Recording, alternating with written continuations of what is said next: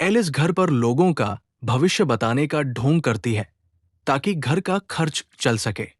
अपनी परफॉर्मेंस को और असली बनाने के लिए वो एक उइजा बोर्ड खरीदती है। छोटी डोरिस उससे अकेले खेलने लगती है। डोरिस इस बोर्ड के जरिए अपने मरे हुए पिता से बात करने की कोशिश करती है। वो बोर्ड से पूछती है, क्या आप यहाँ हैं? और जवाब आता है, हाँ। लेकिन उसके पिता की जगह एक बहुत ही खतरनाक साया उससे जुड़ जाता है और उसे लगता है कि वह अपने पिता से बात कर रही है। इस तरह अनजाने में वे घर के अंदर असली भूतों को बुला लेते हैं। धीरे धीरे डोरिस के शरीर पर एक पॉलिश आत्मा कब्जा कर लेती है और घर एक नर्क बन जाता है। डोरिस को घर की दीवार के पीछे छिपा हुआ एक पुराना पैसों का थैला मिलता है।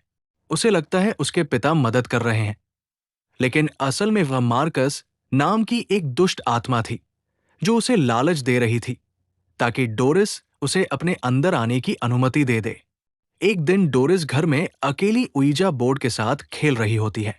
वो बोर्ड के प्लानचेट यानी वो छोटा सा लकड़ी का टुकड़ा जिसमें लेंस लगा होता है, उसे उठाती है और उसके बीच वाले शीशे से कमरे को देखने लगती है। पहले सब कुछ सामान्य दिखता है, लेकिन जैसे ही वो एक कोने में देखती है, उसे एक पुराना और भयानक साया दिखाई देता है। वो साया इतना डरावना है कि उसके शरीर की खाल लटकी हुई है। डोरिस डरने के बजाय उससे बात करने की कोशिश करती है। जब डोरिस दोबारा शीशे में देखती है, तो वही काला साया ठीक उसके पीछे खड़ा होता है। डोरिस बुरी तरह डर जाती है और चिल्लाते हुए पीछे मुड़ती है।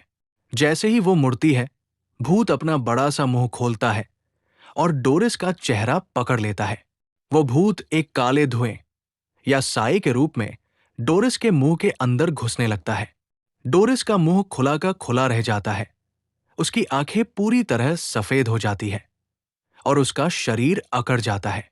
वो बेसुध होकर जमीन पर गिर जाती है। इसके बाद से डोरिस डोरिस नहीं रहती। उसके अंदर मार्कस नाम की एक शैतानी आत्मा का वास हो जाता है।